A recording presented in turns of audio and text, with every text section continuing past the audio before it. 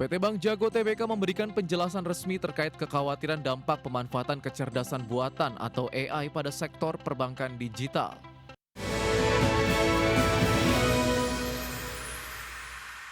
PT Bank Jago Tbk menepis kekhawatiran terkait potensi pergeseran tenaga kerja akibat masifnya pemanfaatan kecerdasan buatan atau AI. Emiten bank digital berkode ARTO ini menegaskan bahwa keberadaan teknologi hanya berfungsi sebagai alat pendamping kerja rutin. PT Bank Jago Tbk memberikan penjelasan resmi terkait kekhawatiran dampak pemanfaatan kecerdasan buatan atau AI pada sektor perbankan digital. Berdasarkan keterangan resmi perseroan, Head of People and Culture Bank Jago Pratomo Sudarsono menyatakan bahwa keberadaan teknologi bukan satu-satunya penentu kinerja.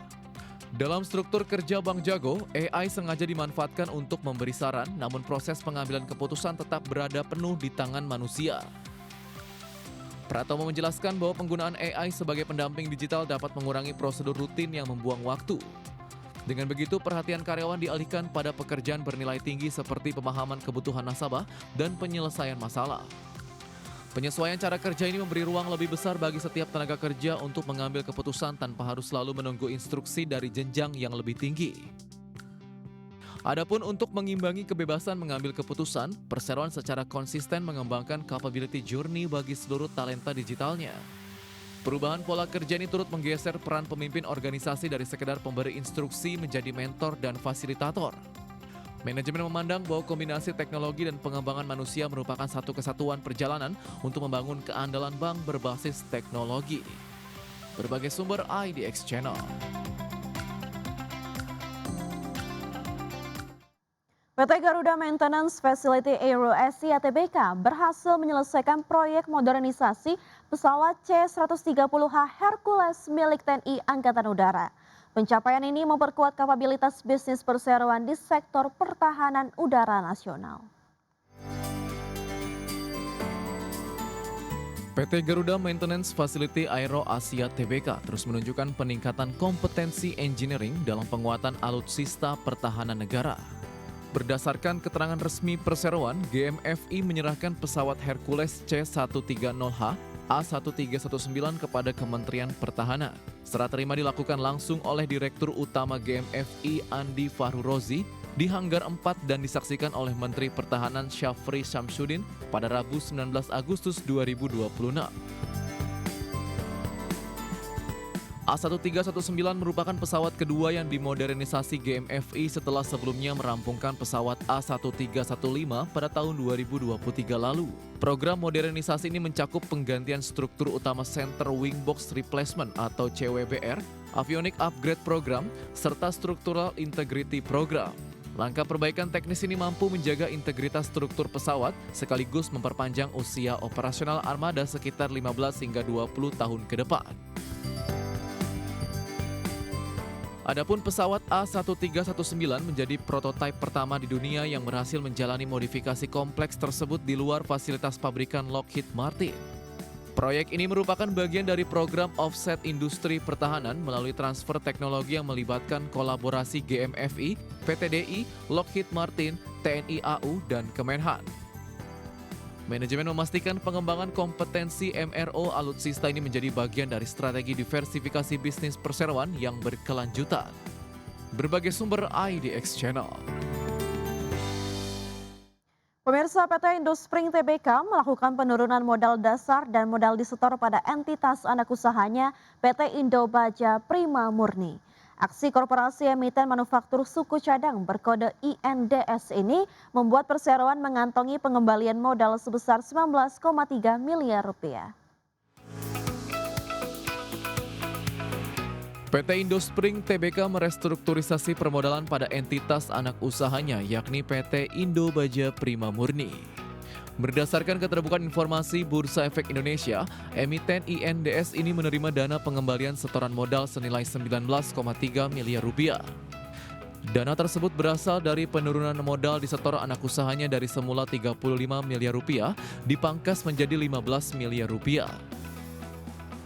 Manajemen menjelaskan bahwa aksi korporasi tersebut tidak mengubah komposisi persentase kepemilikan saham perseroan pada anak usahanya. INDS tetap mempertahankan porsi kepemilikan sebesar 96,5% atau setara dengan nilai 14,475 miliar rupiah. Sementara sisa porsi kepemilikan saham sebesar 3,5% dipegang oleh PT Indra Putra Mega dengan nilai nominal sebesar 525 juta rupiah. Langkah penataan ulang struktur modal entitas anak ini ditujukan untuk mengoptimalkan efisiensi permodalan grup perseroan. Manajemen INDS menyatakan bahwa seluruh dana hasil pengembalian setoran modal tersebut akan dimanfaatkan untuk memperkuat struktur arus kas perseroan. Optimalisasi likuiditas ini diharapkan mampu menopang operasional serta ekspansi bisnis perseroan ke depan. Berbagai sumber IDX Channel.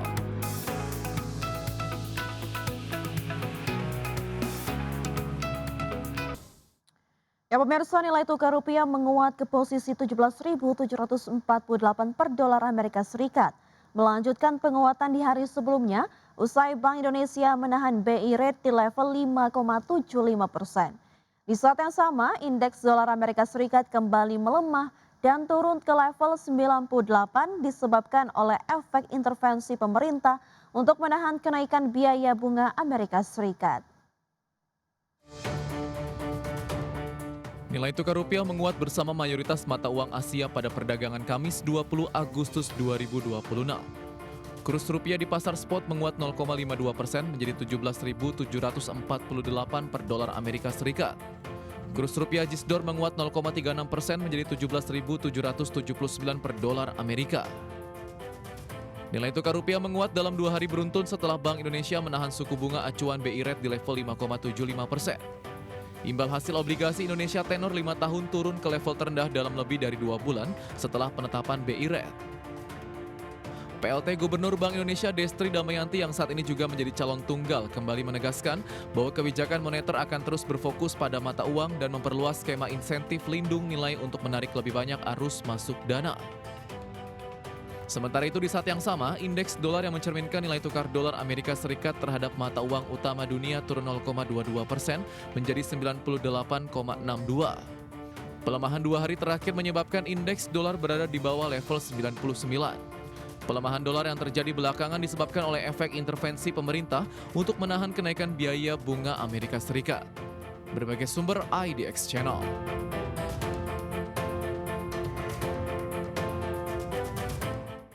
Harga minyak melonjak lebih dari 2% pada Kamis dan berakhir di level tertinggi dalam hampir sebulan setelah Presiden Amerika Serikat Donald Trump mengancam akan mengambil tindakan terhadap negara-negara yang mendukung Iran.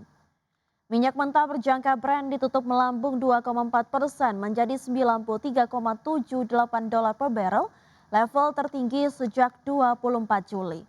Sementara itu minyak mentah berjangka West Texas Intermediate untuk kontrak pengiriman September naik 2,3% ke posisi 87,83 dolar per barrel yang juga merupakan level tertinggi sejak 24 Juli.